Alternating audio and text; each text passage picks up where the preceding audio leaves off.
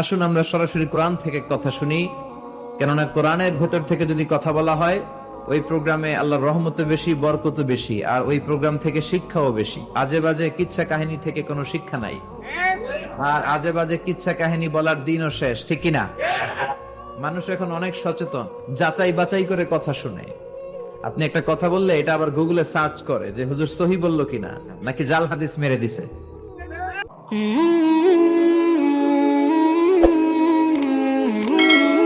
Allah subhanahu wa ta'ala is observing you.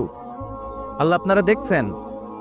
আপনি ঘরের ভেতরে দরজা বন্ধ করে রাত্রিবেলা সুইচ অফ, পর্দা টানিয়ে দিয়েছেন, লাইট অফ, সব বন্ধ, পাপ করেছেন, অন্যায় করেছেন, পৃথিবীর কোনো চোখ দেখা নাই, কাক পক্ষীও টের পায় নাই। টের পেয়েছে কে? ওনার চোখকে ফাঁকি দেয়া যায়? পুলিশের চোখ ফাঁকি দেয়া যায় কি যায় না? র্যাবের চোখ ফাঁকি দেওয়া যায় না? বিডিআরের চোখ, পরীক্ষার হলে ম্যাজিস্ট্রেটের চোখ, ম্যাজিস্ট্রেট আছেন না দিকে? আছে দু একজন। তো ম্যাজিস্ট্রেটের চোখও কিন্তু ফাঁকি দেওয়া যায়। বিমানবন্দরে যাত্রীরা যখন নামে তখনই জিজ্ঞেস করে কোত্থেকে আসছেন, গোল্ড আছে কিনা, বার আছে কিনা, এটা আছে কিনা, ওইটা আছে কিনা। তো এই যে বিমানবন্দরের কাস্টমস অফিসারের চোখ ফাঁকি দিয়ে অনেকে স্বর্ণ নিয়ে আসে, এরকম ডাকাইত আছে না নাই? তার মানে বিমানবন্দরের কাস্টমস অফিসারের চোখও ফাঁকি দেওয়া যায় কি যায় না? তো পুলিশের চোখ ফাঁকি দেওয়া যায়, র্যাবের চোখ ফাঁকি দেওয়া যায়, বিমানবন্দরের কাস্টমস অফিসারের চোখ ফাঁকি দেওয়া যায়, কিন্তু আল্লাহর চোখ ফাঁকি দেওয়া যায়? চিল্লায় বলেন ফাঁকি দেওয়া যাবে? এজন্য কেউ যেটা দেখে না দেখে কে? কেউ যেটা শোনে না শোনে কে? কেউ যেটা বুঝে না বুঝে কে? এজন্য চাইবেন কার কাছে? নাকি দয়াল বাবার কাছে? দয়াল বাবা রে দয়া করো আমারে, কি সুন্দর মিলাইছে। দয়াল বাবা রে দয়া করো আমারে। দয়াল বাবা আপনার কিচ্ছু করতে পারে না। এটাই হচ্ছে খালেস তাওহীদের ধারণা। তাওহীদ মানে একত্ববাদ, ওয়াননেস অফ গড। স্রষ্টা যে একজন, সবাই আমরা এক কেন্দ্রিক হব, শুধু ওনার কাছে চাবো, ওনার কাছে কাঁদবো, মনের জ্বালা যন্ত্রণা শুধু উনিই পূরণ করতে পারেন, ঠিক কিনা? আমরা এক আল্লাহ বিশ্বাসে। ইদা সাআলতা ফাসআলিল্লাহ, যখন কিছু চাইতে হবে কার কাছে চাইবেন? যখন বিপদে পড়বেন কার কাছে চাইবেন? আপনার মনের জ্বালা যন্ত্রণা দূর করতে পারে কে? ব্যবসায় সফল হতে চান, আপনার সফল বানায় দিতে পারে কে? আপনার ছেলে নাই মেয়ে নাই, ছেলে মেয়ে দিয়ে কলিজা করে ঠান্ডা করতে পারে কে? এজন্য কার কাছে চাবো? আল্লাহ ছাড়া কারো কাছে চাওয়া যাবে? কথা বলেন। আল্লাহ তুমি বুঝার তৌফিক দাও, আর জোরে পড়েন আমিন। এজন্য প্রত্যেক সালাতের পরে আমরা পড়ি রাদিতু বিল্লাহি অবিল ইসলামি অবি মুহাম্মাদিন নবিয়ান ওয়া রাসূলা। আল্লাহরে রব হিসেবে পেয়ে আমরা খুশি না বেজার? বিশ্বনবীকে নবী হিসেবে পেয়ে খুশি না বেজার? ইসলামকে ধর্ম হিসেবে পেয়ে খুশি না বেজার? কোরআনকে সংবিধান হিসেবে পেয়ে খুশি না বেজার? আজকের মাহফিলে আসতে পেরে খুশি না বেজার? কম না বেশি? আমরা সবাই খুশি পরিমাণে বেশি। আওয়াজ করে পড়েন আল্লাহু আকবার। তাহলে রাদিতু বিল্লাহি রাব্বা, রাদিতু বিল্লাহি, প্রত্যেক সালাতের পরে এই দোয়াটা পড়েন তো, এই দোয়াটা পড়বেন, রাদিতু বিল্লাহি রাব্বা। আমরা আল্লাহকে রব হিসেবে পেয়ে খুশি, কারণ তিনি এমন রব, তিনি আমাদের মনের সব আকুতি জ্বালা যন্ত্রণাকে সমাধান করে দিতে পারেন। চিল্লায় বলেন ঠিক কিনা? তিনি এমন রব, আমরা গোপনে কিছু করলেও তিনি দেখেন, প্রকাশ্যে কিছু করলেও তিনি দেখেন। সূচনাহীন অতীত থেকে তিনি আছেন, শেষহীন ভবিষ্যৎ পর্যন্ত তিনি থাকবেন। চিল্লায় বলেন তিনি কে? এজন্য রাব্বুল আলামিন বলেন হুয়াল আউয়ালু ওয়াল আখিরু ওয়াজ যাহিরু ওয়াল বাতিন ওয়া হুয়া বিকুল্লি শাইইন আলিম। আল্লাহ বললেন আমি প্রথম, আমি শেষ, আমি প্রকাশ্য, আমি গোপন, ঠিক কিনা? প্রথমে কে? আওয়াজ করে বলতে হবে, প্রথমে কে? প্রথমে আল্লাহ আল্লাহ, শেষেও আল্লাহ আল্লাহ, আকাশে আল্লাহ আল্লাহ, জমিনে আল্লাহ আল্লাহ। চিল্লায় পড়েন প্রথমে আল্লাহ আল্লাহ, শেষেও আল্লাহ আল্লাহ, আকাশে আল্লাহ আল্লাহ, জমিনে আল্লাহ আল্লাহ নিখিল জাহান গাই গুণগান তার নামে গায় আমরাও গাহি তাআলা হামদে বারি তাআলা হামদে বারি তাআলা হামদে বারি তাআলা চিল্লায় পড়েন আল্লাহ আকবার হুয়াল আউয়াল ওয়াল আখির ওয়াল যাহির ওয়াল বাতিন তিনি প্রথম তার আগে কেউ আছে কথা কন তিনি কবে থেকে আছেন অনেক সময় আমাদের মাথায় প্রশ্ন জাগে এই যে আল্লাহ আছে কবে থেকে আছে কবে থেকে উনি শুরুটা কবে আল্লাহ বলে আমি সূচনাহীন অতীত থেকে আছি আমি এমন অতীত থেকে আছি যেই অতীতের কোনো সূচনা নাই সুবহানাল্লাহ কইবেন না আবার আমি সীমাহীন ভবিষ্যৎ পর্যন্ত থাকব সুবহানাল্লাহ পড়েন এমন ভবিষ্যৎ যেটা সীমা নাই এমন অতীত যেটা শুরু হয় নাই তিনি হচ্ছেন আল্লাহ চিল্লায় বলেন তিনি কে এজন্য আমরা বলি রাদিতু বিল্লাহি রাব্বা রব হিসেবে আল্লাহ তোমারে পেয়ে আমরা খুশি এজন্য আমাদের ইবাদতের সব জায়গায় এই রবের নামের গুণগান আছে না নাই আমরা যখন রুকুতে যাই আমরা পড়ি সুবহানা রাব্বিয়াল আবার যখন আমরা সিজদায় যাই আমরা পড়ি সুবহানা রাব্বিয়াল আ'লা রুকুতে গেলে সুবহানা রাব্বিয়াল আযীম আবার যখন সিজদায় যাই তখন আমরা পড়ি সুবহানা রাব্বিয়াল আ'লা আবার কবরের জীবন যখন আমরা শুরু করে দিব কবরের প্রথম প্রশ্ন হবে তোমার রবের নাম কি আমরা বলবো আল্লাহ আমারে রব আল্লাহ আমারে রব এই রবি আমার সব দমে দমে তনু মনে তারি অনুভব তোমার দুনিয়াতে আমি যেদিকে তাকা নতইনে আমাতে ডুবে আছি সবাই পাক পাখালির গানে শুনি তসবি কল রব আল্লাহ আমারে রব এই রবি আমার সব সুবহানাল্লাহ কি অসাধারণ কথামালা আল্লাহ আমার রব এই রবি আমার সব আল্লাহ যদি আমার সাথে থাকে পৃথিবীর কোনো শক্তি আমার থামাতে পারবে না চিল্লায় বলেন ঠিক কিনা আর এই রবকে যদি তুমি হারাও রব যদি আমার বিপক্ষে চলে যায় পৃথিবীর কোনো শক্তি আমার কোনো উপকার করতে পারবে এজন্য বিশ্বনবী বলতেন ইযা সাআলতা ফাসআলিল্লাহ ওয়া ইযা ইসতাআনতা ফাসতাইন বিল্লাহ যখন সাহায্য চাইতে মনে চাইবে সাহায্য চাইবা কার কাছে আমাদের কোনো গুরুত্বপূর্ণ ঘটনা ঘটলে গুরুত্বপূর্ণ লাইফ ইভেন্ট ঘটলে কিংবা আমরা কোনো বিপদে পড়লে সবার আগে আমরা ফেসবুকে শেয়ার দিই ঠিক না কথা কন ফেসবুক অ্যাকাউন্ট নাই কার কার দেখি ওই আল্লাহর ওলিদেরকে একটু দেখে রাখি মাশাআল্লাহ অনেকের নাই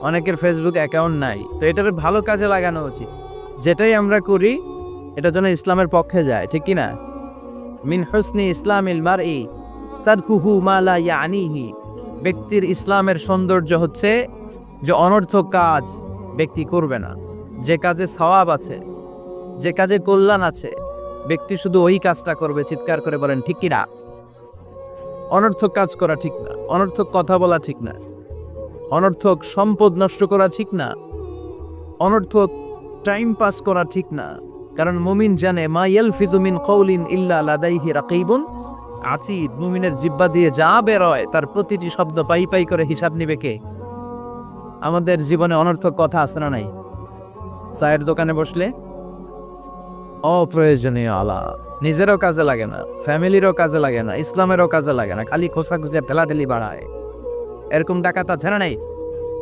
অপ্রয়োজনীয় কথা অপ্রয়োজনীয় কাজও আছে না নাই এদেশে দেদার্স মানুষ করে বেড়াচ্ছে অপ্রয়োজনীয় কাজ হুজুরে পাইলে হাজার হাজার ছবি আছে না নাই এটা অপ্রয়োজনীয় না হজে গিয়েছিলেন কমসে কম 10,000 ছবি তুলছে আমার সাথে হাজিরা অপ্রয়োজনীয় প্রয়োজন নাই এসেছে ইবাদত করতে হুজুর একটা সেলফি ইয়াং ছেলেপেলারা সেলফি তোলে বেশ আর বুঝলাম না আঙ্গুল দুটার এরকম করে না আমি গেলাম এটা কি কই হুজুর ইটস গ্যাংনাম স্টাইল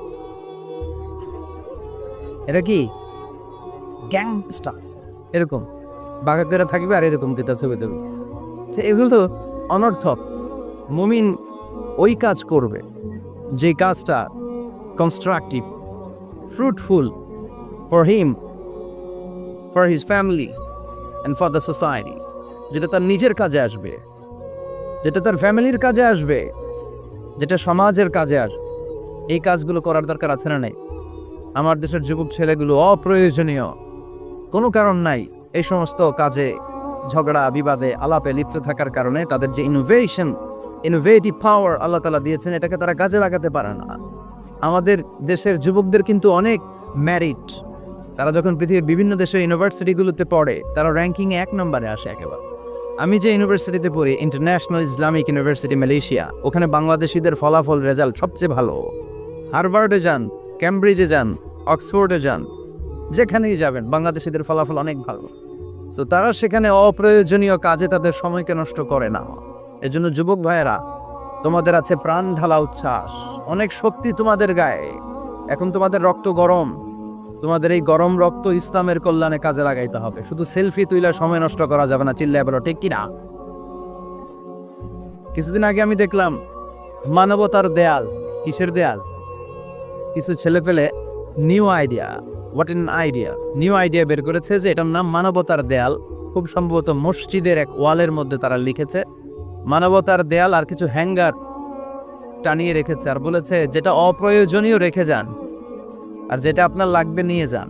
এই যে শীত, প্রচন্ড শীতে অনেকের জ্যাকেট নাই, আমাদের কয়েকটা করে জ্যাকেট, জাম্পার, সোয়েটার, চাদর, মাফলার, অনেকের একটাও নাই, আছে না নাই? তারা দেয়ালের নাম দিয়েছে মানবতার দেয়াল। এখানে আপনার অতিরিক্ত পুরান জ্যাকেট থাকলে রেখে যান। তো অনেকে পুরান জ্যাকেট, মাফলার, চাদর ওখানে ঝুলিয়ে রেখে গিয়েছে। আবার লিখে দিয়েছে যার লাগবে তিনি নিয়ে যান। যার মাফলার নাই, যার জ্যাকেট নাই, চাদর নাই, তারা এসে নিয়ে যাচ্ছে। এটা একটা সুন্দর আইডিয়া না?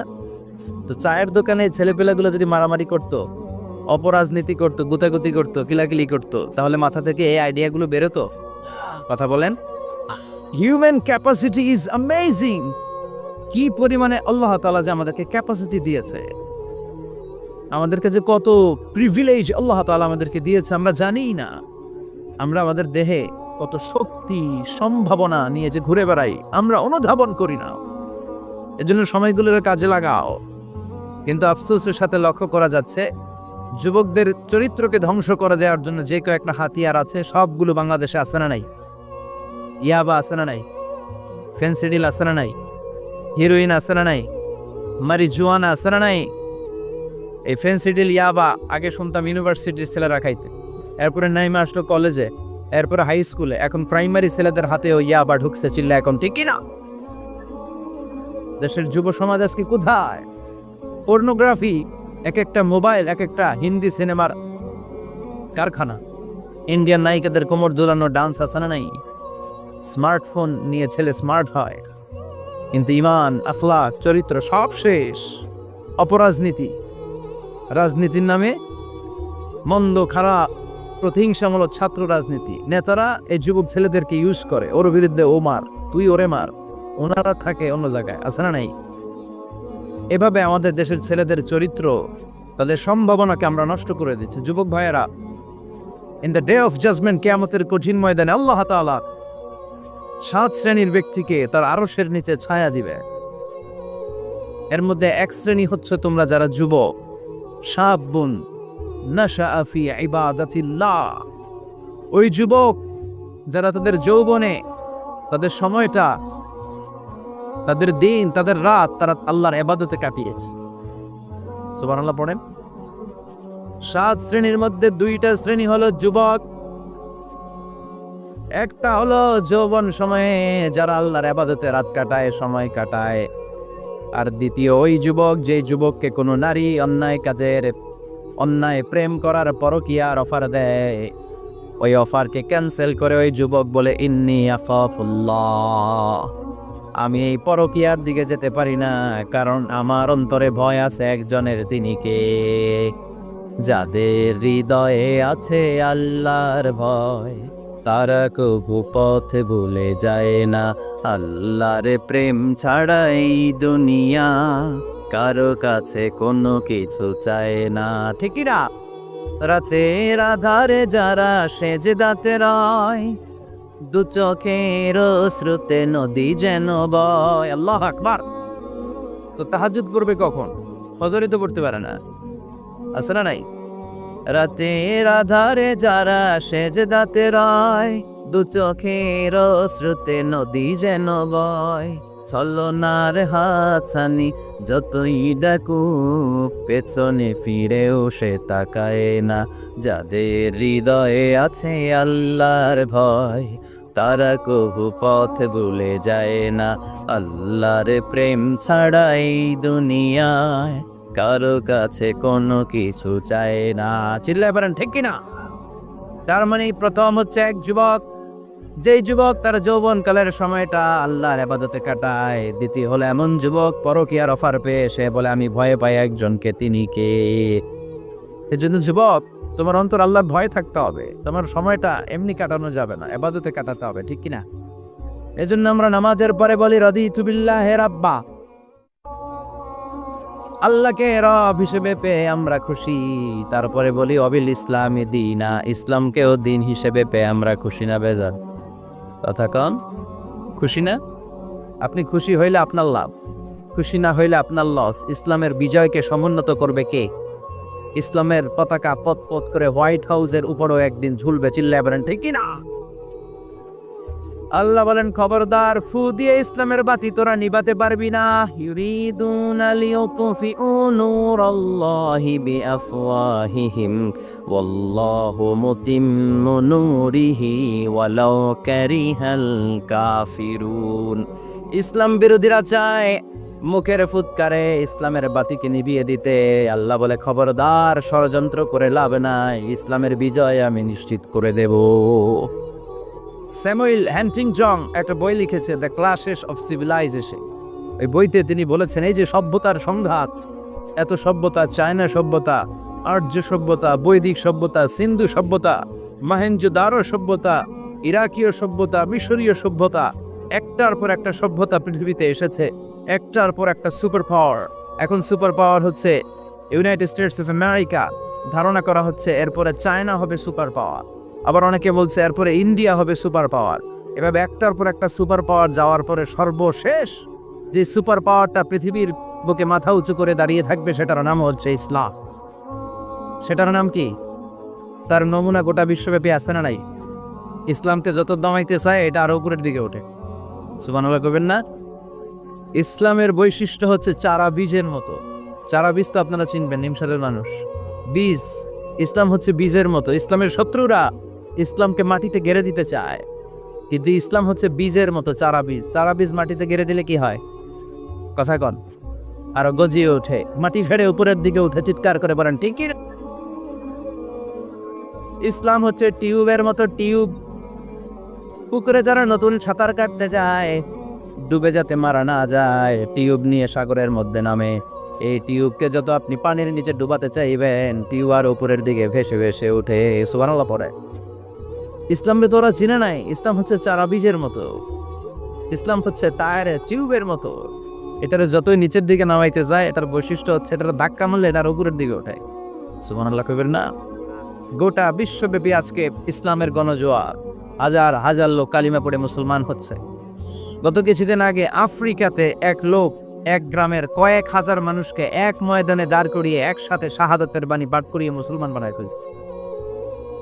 এই আফ্রিকার বুকে এতদিন আমেরিকার কাজ ছিল, এটারে বলে তানসির, ক্রিশ্চিয়ান মিশনারি।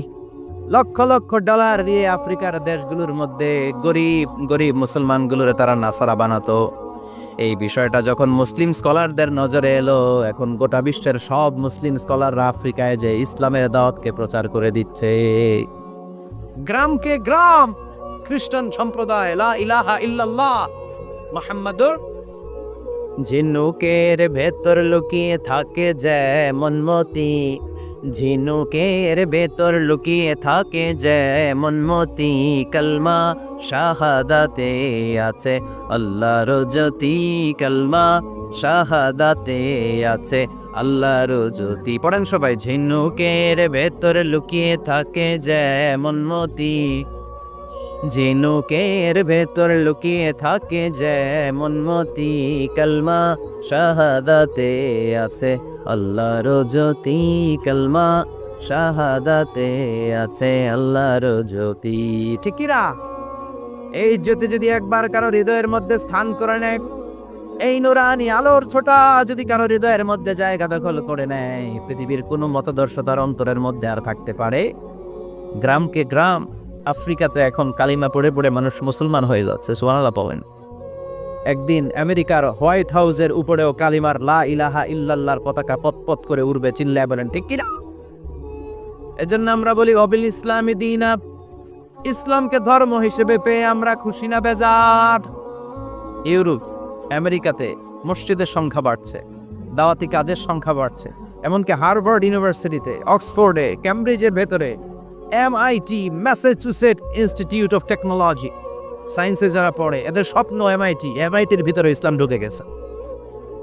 এজন্য ইসলামের আলোকে কেউ নিভিয়ে দিতে পারবে? ইসলামের গতিকে কেউ থামিয়ে দিতে পারবে? এটা অসম্ভব। এজন্য ইসলামের বিজয় সুনিশ্চিত। আমরা যারা লেগে থাকতে পারবো, আমাদের কপালকে উজালা করে দিবে কে? আর বিরোধিতা যারা করব তাদের সব শেষ, দুনিয়াও শেষ, আখিরাতও আমও শেষ, সালাও। এজন্য আমরা বলি রাদিতু বিল্লাহি রাব্বা, আল্লাহ তোমার রব হিসেবে পেয়ে আমরা বড্ড খুশি। ওয়াবিল ইসলামি দীনা, ইসলামকে ধর্ম হিসেবে পেয়ে আমরা খুশি। ওয়াবি মুহাম্মাদিন রাসূলা, বিশ্ব নবীকে রাসূল হিসেবে পেয়েও আমরা খুশি না বেজার? এমন রাসূল, গোটা বিশ্বের শ্রেষ্ঠতম রাসূল, শ্রেষ্ঠতম ব্যক্তিত্ব, যার কাছ থেকে পজিটিভ কোনো জিনিস ছাড়া নেগেটিভ কোনো জিনিস প্রকাশিত হয় নাই, সব ইতিবাচক। Always come back positive, not go back negative. সবসময় পজিটিভ বলতেন, পজিটিভ ভাবতেন, পজিটিভ কাজ করতেন। কোনো নেগেটিভ, নেতিবাচক কোনো কিছু বিশ্বনবীর জীবনে খুঁজে পাওয়া যায় না? চিল্লায় বলেন খুঁজে পাওয়া যায়? As a father, as a husband, as a commander, as a lawyer, as a reformer of the society, Muhammad is the superman of the world. গোটা বিশ্ব এখন তাকে সুপারম্যান ভাবতেছে, বস অফ দ্য অল বসেস। পৃথিবীতে যত বস এসেছে, সব বসের সবচেয়ে বড় বস হচ্ছে বিশ্বনবী মুহাম্মদ সাল্লাল্লাহু। এজন্য আমরা বলি অবি মুহাম্মাদিন রাসূলা, আল্লাহকে রব হিসেবে পেয়ে আমরা যেমন খুশি, ইসলামকে ধর্ম হিসেবে পেয়ে তেমন খুশি, বিশ্বনবীকেও রাসূল হিসেবে পেয়ে খুশি না বেজা? কথা কর। এই বিশ্বনবীর ভালোবাসা যদি অন্তরে না থাকে, জান্নাতে ঢোকা যাবে নাকি? আল্লাহর ভালোবাসা, বিশ্বনবীর ভালোবাসা অন্তরে থাকার দরকার আছে না নাই?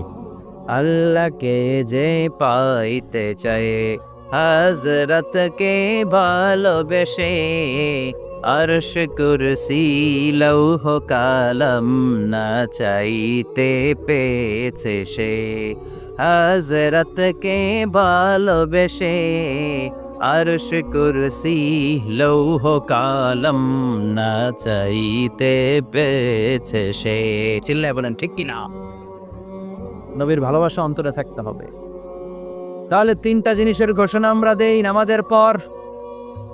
আল্লাহকে রব হিসেবে পেয়ে আমরা খুশি, ইসলামকে ধর্ম হিসেবে পেয়ে খুশি, বিশ্বনবীকে রাসূল হিসেবে পেয়ে খুশি, আবার এই কিতাবটারে সংবিধান হিসেবে পেয়ে আমরা খুশি না বেজা?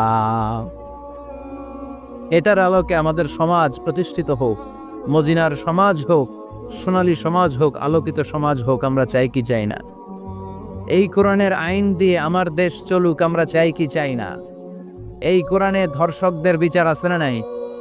অবিবাহিত ধর্ষক হলে 80 ব্যাট, 100 ব্যাট। আর যদি বিবাহিত ধর্ষক হয়, ডেথ পেনাল্টি। সৌদিতে করে হেড অফ, মাথাটাকে নুইয়ে তলোয়ার দিয়ে এক কোপ মেরে গর্দানটা আলাদা করে দেয়, ঠিক কিনা? অনেক দেশে ডেথ পেনাল্টি করে, হ্যাঙ্গিং এর মাধ্যমে, ফাঁসির মাধ্যমে। ধর্ষণের বিচার বাংলাদেশে সহজে পাওয়া যায় না, কিন্তু কোরআন দিয়ে বিচার করলে ওই বিচার আছে না নাই? নোয়াখালীর এক বোনকে দর্শন করা হয়েছে, গোটা বাংলার জামিনে এই নিউজটা আছে না নাই? কোরআনের বিচার থাকলে আলটিমেটার মতো 24 ঘন্টা, 24 আওয়ার্স, 24 আওয়ার্সের মধ্যে ধর্ষককে ডেকে এনে বাইতুল মোকাররমের স্কয়ারের সামনে লক্ষ মানুষের চোখের সামনে ফাঁসির রশিতে ঝুলিয়ে দেয়া হতো। বড় বড় চোরগুলোর হাত কেটে দেয়া হতো। কলা চোর, ডিম চোর, মুরগি চোর না, বড় বড় সাইজের চুরি যারা করে, 1000 কোটি টাকা মেরে দেয়, দেশের 12টা বাজিয়ে দেয়, দেশের 10-এর সর্বনাশ করে, সিমেন্ট খাইয়া, টিন খাইয়া, রড খাইয়া সব হজম করে। ব্রিজ ভেঙে গেলে ব্রিজের ভেতরে পাওয়া যায় বাঁশ, তার মানে রড গেছে কই? হ্যাঁ, পেটে। এগুলোর এক একটার পেটে 10টা করে পাকস তুলে দিছে আল্লাহ। 10টা স্টোমাক না থাকলে রড হজম হয়? কথা কয় না। এগুলোর বিচার হওয়ার দরকার আছে না নাই?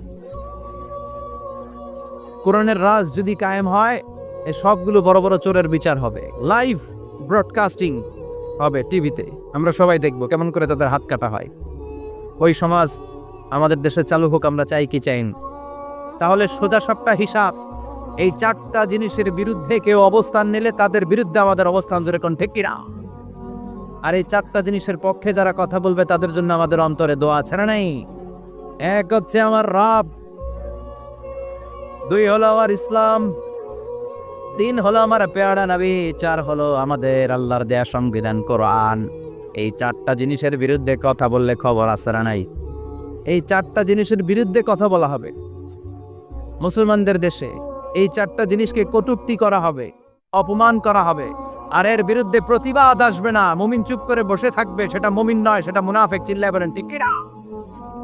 এজন্য এই 4টা জিনিসের বিরুদ্ধে কথা বললে প্রতিবাদের ঝড় তোলার দরকার আছে না নাই? রাজি আছো মুসলমান? দুই হাত উঁচু করে আল্লাহর দেখা। আল্লাহ আমাদের স্লোগান কি কবুল করো। এই 4টা জিনিসের জন্য ভালোবাসা আমাদের অন্তরে তুমি স্থান করে দাও। এগুলোকে পুঁজি করে যেন আমরা জান্নাতের অধিকারী হতে পারি, তুমি তৌফিক দাও। আরো জোরে পড়েন আমিন। আজকে আমরা যে বইটা থেকে কথা শুনবো, বইটার নাম কি বলেন? আরো জোরে বলেন কি নাম? আজকে আমরা জানার নিয়তে, শিখার নিয়তে, আমাদের আখিরাতটাকে সুন্দর করার নিয়তে কোরআন থেকে কিছু কথা শুনবো ইনশাআল্লাহ। পড়েন, আরো জোরে পড়েন ইনশাআল্লাহ। আমাদের সবকিছু হয়ে যাচ্ছে শো অফ, মাহফিল হয়ে যাচ্ছে শো অফ, আলোচনাগুলো হয়ে যাচ্ছে শো অফ, লোক দেখানো ভাব। অন্তরে ইখলাস নাই, আল্লাহর প্রতি দরদ নাই, স্রষ্টার প্রতি অগাধ বিশ্বাস আর ভালোবাসা নাই। আমাদের ডে টু ডে লাইফের চিত্র যদি আমরা খেয়াল করি তাহলে দেখব our spirituality is going down, our লিল্লাহিয়াত ইখলাস ইজ গোয়িং ডাউন। আমাদের ইখলাস যাচ্ছে নিচের দিকে, মানে কমছে, ডিক্রিজিং ডে আফটার ডে। কিন্তু our greed, our jealousy, our arrogance, আমাদের অহংকার, আমাদের ক্ষমতার প্রতি লোভ, আমাদের হিংসা, এগুলো দিন দিন উপরের দিকে যাচ্ছে। চিল্লা এখন ঠিক কিনা? এই তাফসির মাহফিলগুলোর মূল উদ্দেশ্য হচ্ছে আমাদেরকে রাইট ট্র্যাকে নিয়ে আসা। We should come back to the right track. Train যদি লাইনচ্যুত হয়, অ্যাক্সিডেন্টের সম্ভাবনা আছে না নাই? লাইনচ্যুত হয়ে গেলে রেল কর্তৃপক্ষ এটাকে এসে আবার লাইনে তুলে দেয়, ঠিক কিনা? আমরা শয়তানের ওয়াসওয়াসাতে প্রায় লাইনচ্যুত হয়ে যায়। এই তাফসির মাহফিলগুলোর উদ্দেশ্য হচ্ছে আমাদেরকে আবার লাইনে তুলে দেয়া। আলহামদুলিল্লাহ। কোন এই জন্য সময় নষ্ট করে, যে সময় ব্যয় করে যে আমরা এসেছি, আসুন আমরা শুরুতেই নিয়তটাকে খালেস করে নেই, যে আজকে আমরা যা শুনবো আমলের নিয়তে শুনবো। প্রত্যেক সালাতের পরে আমরা তওবা করব। রাজি আছেন? আল্লাহর হাবিব সাল্লাল্লাহু আলাইহি ওয়াসাল্লাম সালাম ফেরানোর পরে পড়তেন আল্লাহু আকবার, এরপর পড়তেন আস্তাগফিরুল্লাহ, আস্তাগফিরুল্লাহ, আস্তাগফিরুল্লাহ। সারাটা দিন তিনি আস্তাগফিরুল্লাহ পড়তেন। সকালবেলা পড়তেন, দুপুরে পড়তেন, বিকেলে পড়তেন, মাঝরাতে ঘুম ভেঙে গেলে পড়তেন। শুধুমাত্র কেবলমাত্র একমাত্র যখন টয়লেটে ঢুকতেন তখন পড়তে পারতেন না। এজন্য টয়লেট থেকে বের হয়ে সর্বপ্রথম তিনি ক্ষমা চেয়ে নিতেন। যেহেতু সারাদিন জিকির করেছে আর ইস্তেগফার করেছে, শুধু টয়লেটে ঢোকার সময়টা পড়তে পারতেন। এজন্য টয়লেট থেকে বের হয়ে ক্ষমা চাইতেন। কি করতেন? গফরানাক। গফরানাক মানে কি হুজুর? ক্ষমা চাই, আল্লাহ ক্ষমা চাই, আস্তাগফিরুল্লাহ, আস্তাগফিরুল্লাহ, আস্তাগফিরুল্লাহ। এজন্য ভুল হয়ে গেলে, পাপ হয়ে গেলে, অন্যায় হয়ে গেলে, অনুতপ্ত হয়ে আমরা ক্ষমা চাইবো কার কাছে? আর জোরে বলেন কার কাছে? তাহলে মুমিন বান্দার প্রথম গুণ কি? আত-তাইবুনা। আওয়াজ করে বলেন, প্রথম গুণ কি? মনে থাকবে নাকি ভুলে যাবেন? 2 নাম্বার গুণ আল-আবিদুনা। সবাই বলেন আল-আবিদুনা। আওয়াজ করে পড়তে হবে আল-আবিদুনা। মানে মুমিন বান্দারা ইবাদত করবে একজনের, তিনি কে? ইবাদতের জন্য আমাদেরকে তৈরি করেছে কে? ওমা খালাকাতুল জিন্না ওয়াল ইনসা ইল্লা লিয়াবুদুন। আল্লাহ বললেন আমি জিন জাতি আর মানব জাতি দুই জাতিকে তৈরি করেছি আমার ইবাদতের জন্য। এজন্য আল্লাহ বললেন মুমিন বান্দার দ্বিতীয় গুণ আল আবিদুনা, তারা ইবাদত করবে একজনের, তিনি কে? ফালইয়াবুদু রাব্ব হাযাল বাইত আল্লাযী আত'আমাহুম মিন জু' ওয়া আমানাহুম মিন খাউফ। আল্লাহ বললেন এই কাবা ঘরের মালিক আমি আল্লাহ, আমি এক আল্লাহর ইবাদত তোমরা করো। আমরা বললাম আল্লাহ আপনি এক আল্লাহর ইবাদত যদি আমরা শুরু করে দেই আমরা কি পাবো? আল্লাহ বললেন ক্ষুধার সময় খাবার পাবে, ভয়ের সময় নিরাপত্তা পাবে, ঠিক কি না? আমরা যখন ক্ষুধার্ত হই আমাদেরকে রিজিক দেয় কে? বিপদে পড়লে উদ্ধার করে কে? পেটে যখন ক্ষুধা খাদ্যের ব্যবস্থা করে কে? দিও তৃষ্ণা পেলে ঠান্ডা পানি, ক্ষুধা পেলে লবণ ভাত। আল্লাহ এই গরিবের শোনো শোনো মুনাজাত, আল্লাহ এই গরিবের শোনো শোনো মুনাজাত, আল্লাহ এই গরিবের। পড়ে না আমিন? এই কাবা ঘরের রবের যদি ইবাদত করো, আল্লাযী আত'আমাহুম মিন জু', যখন তোমরা ক্ষুধার্ত থাকবে তোমাদেরকে রিজিক দিবে কে? ওয়া আমানাহুম মিন খাউফ, বিপদের সময় নিরাপত্তা দিবে কে? এজন্য মুমিন বান্দার দ্বিতীয় গুণ আল আবিদুনা, সব সময় ইবাদত করে কার? মুমিনের ইবাদত হবে শুধুমাত্র আল্লাহর। এই দুনিয়ায় যত নবী এসেছেন সব নবীরা আমাদেরকে এক আল্লাহর গোলাম বানাতে চেয়েছেন, ঠিক কি না?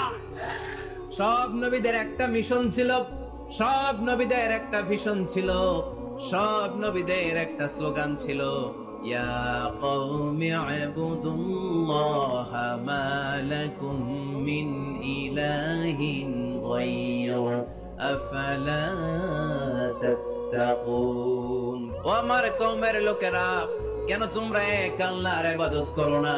কেন তার পায়ে সেজদায় লুটিয়ে পড়ো না? সেজদা দিতে হয় একজনকে, তিনি কে? আল আবিদুনা। মুমিন বান্দারা এক আল্লাহে বিশ্বাসী, তাই মুমিনদেরকে বলা হয় মুওয়াহিদুন, তাওহীদপন্থী। আমরা কি পন্থী? আমরা এতজনের ইবাদত করি না, একজনরে তো খুশি রাখার যে নিয়ম কানুন ওটা মানতে পারি না, ঠিক কি না? আমাদের পদ্ধতিটা অনেক ভালো আমরা মনে করি, ঠিক কি না? খুশি করব একজনরে, কয়জনরে? One cannot please everybody, একজন সবাইরে খুশি রাখতে পারে না। আমি আপনাদের সবার মন রক্ষা করে চলতে পারবো? যদি এমন হয় যে এই একজনের মন রক্ষা করবেন, এটা আমার জন্য সহজ না। এজন্য আমরা এতজনের ইবাদত করি না, আমরা ইবাদত করি কয়জনের? কুল হুয়াল্লাহু আল্লাহুস লাম ইয়ালিদ ওয়া লাম ইউলাদ ওয়া লাম ইয়াকুল লাহু আহাদ। তিনি এক, অদ্বিতীয়, তিনি একক, তার কোনো শরীক নাই। ওই একক সত্তার ইবাদতের নামই হচ্ছে আল আবিদুনা। চিল্লায় পড়েন ঠিক কি না? মুমিন বান্দার দুই নাম্বার গুণ আল আবিদুনা, ইবাদত করবে আল্লাহর। অনেকে মনে করে শুধু নামাজ পড়া ইবাদত, অনেকে মনে করে শুধু জিকির করা ইবাদত, অনেকে মনে করে রমাদানে রোজা রাখা ইবাদত, অনেকে মনে করে হজের সময় হজ করাই শুধু ইবাদত। আছে না নাই?